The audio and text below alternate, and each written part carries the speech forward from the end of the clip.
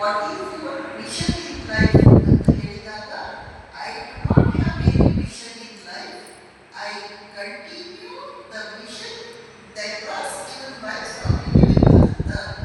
ಸ್ವಾಮಿ ವಿವೇಕಾನಂದರ ವಿಷನ್ ಅಂದರೆ ಉದ್ದೇಶ, ಧ್ಯೇಯೋದ್ದೇಶ ಏನಿದೆಯೋ ಅದೇ ನನ್ನ ಧ್ಯೇಯೋದ್ದೇಶ ಅಂತನ್ನುವ ಒಂದು ಅದ್ಭುತವಾದ ಉತ್ತರವನ್ನು ಸ್ವಾಮಿ ರಂಗನಾಥಾನಂದಜಿಯವರು ಕೊಡುತ್ತಾರೆ. ಇನ್ನೊಂದು ಘಟನೆ, ಸ್ವಾಮಿ ರಂಗನಾಥಾನಂದಜಿಯವರು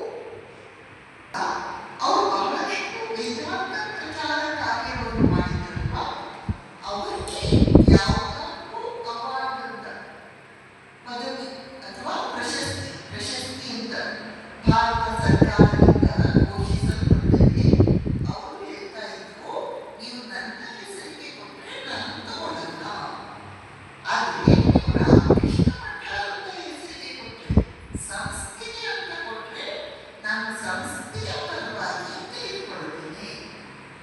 ಅವರು